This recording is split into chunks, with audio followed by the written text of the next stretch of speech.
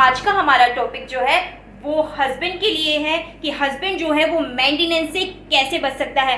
तो ये जो हमारा वीडियो है ये आपको पूरा देखना चाहिए, इवन एंड तक देखना चाहिए। So friends, I am advocate Babita और हमारे साथ है एडवोकेट पूनम मैम, जो हमेशा की तरह ही आपके लिए हाजिर रहती हैं आपको बताने के लिए कि आपको क्या करना चाहिए। तो आज का भी हमारा टॉपिक यही है जो हस्बैंड के फेवर में है। हमने सोचा आज का टॉपिक जो है हस्बैंड के फेवर में बनाते हैं कि वो मेंटेनेंस देने से कब बच सकता है।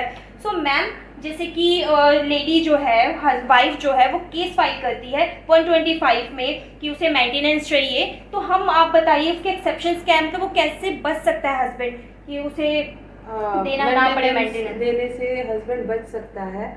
बस सेक्शन 125 की जब आपने बात की है तो उसी में एक्सेप्शंस है। तो उसमें सेक्शन 125 सब सेक्शन 4 में ये पूरी तरह से लिखा हुआ है कि जो भी महिला अपनी मर्जी से घर छोड़कर जाती है, जो भी महिला अपनी मर्जी से घर छोड़कर जाती है वो मेंटेनेंस की हकदार नहीं है।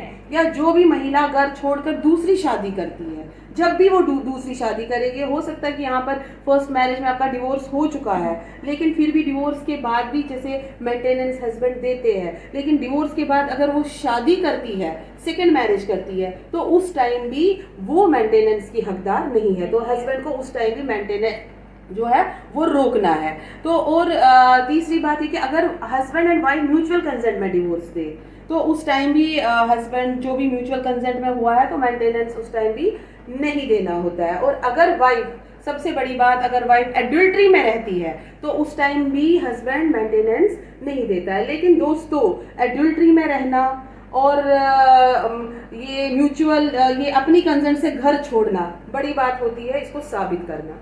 ठीक है, तो आपको ये बर्डन ऑफ प्रूफ आप पर है।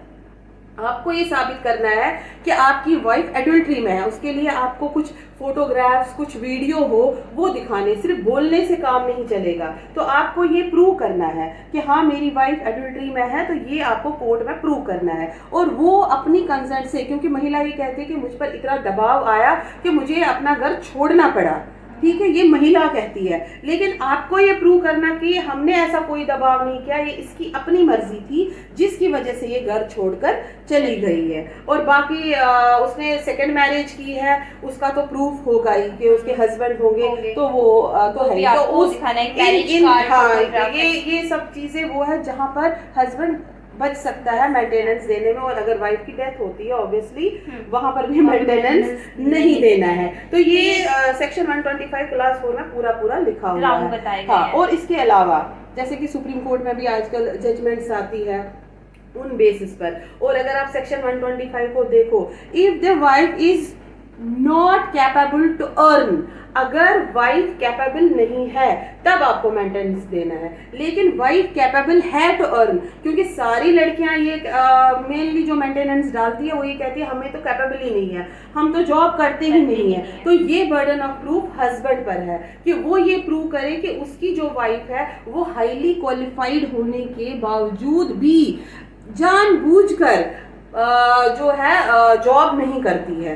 तो वो आपके जेब से जो है अमाउंट ग्रैब करना चाहती है, आपको हरास करना चाहती है। तो ये भी यहाँ पर आपको प्रूव करना है कि भाई वो है हाईली क्वालिफाइड है, फिर भी वो जानबूझकर काम नहीं करती है। अगर आप ये प्रूव कर पाओगे कि वो जानबूझकर नहीं जॉब करती है तो आप ये समझो कि आपका मेंटेनेंस वहाँ पर बच जाएगा। और हाँ, और अगर आपकी वाइफ जॉब करती है, अगर आपकी वाइफ जॉब करती है और उसने ये जॉब वाली चीज जो है वो कोर्ट में छिपा के रखी है, उसने ये नहीं लिखा है कि मैं जॉब करती हूँ, तो आपको वो सारे डॉक्यूमेंट्स, वो सारे प्रूफ लाने हैं कोर्ट में दिखाने के लिए कि भाई ये जॉब करती है। तो वहां पर भी आप बच सकते हैं। ये भी तो ऑर्डर आ गया है, मतलब कि इनकम एफिडेविट हाँ, जो होता है वो भी तो हम क्योंकि देखिए इनकम एफिडेविट जो होता है सेक्शन 125 में भी, इवन डीवी एक्ट में भी, सेक्शन 12 डोमेस्टिक वायलेंस एक्ट में भी, इवन अब 24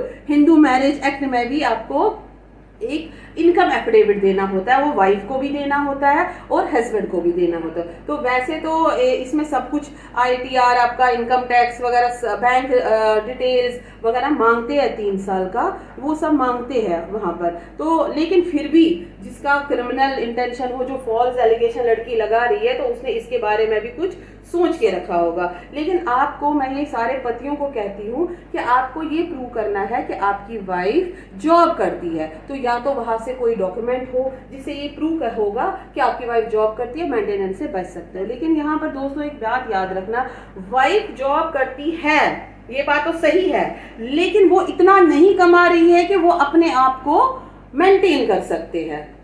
तो यहाँ पर अगर वाइफ जॉब करती है और अपने आप को वो साबित कर दे कि वो अपने आप को मेंटेन नहीं कर पाती है, तो वहां पर आपका मेंटेनेंस उतना कम हो जाएगा जितना वाइफ कमाती है।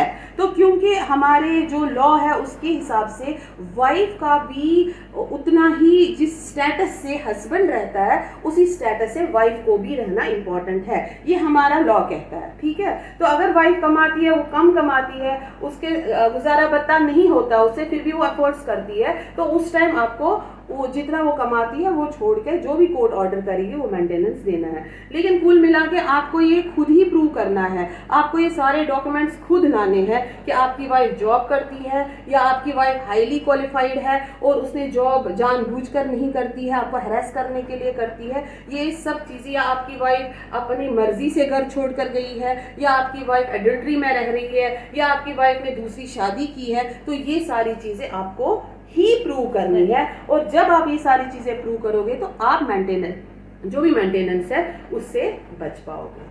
तो ये है कि आप मेंटेनेंस से कैसे बचोगे, ये सारे। तो फ्रेंड्स, बर्डन ऑफ प्रूफ जाता है हस्बैंड पे प्रूफ करने के लिए। जो हमने ग्राउंड बताए हैं आपको कि मेंटेनेंस आपको नहीं देना है, वो आप समझ ही गए होंगे। बर्डन जो जा रहा है वो आप पर है, आपको प्रूफ करना है कि आपकी वाइफ एडल्ट्री में है या अपनी मर्जी से घर छोड़ के गई है, एक्सेट्रा एक्सेट्रा।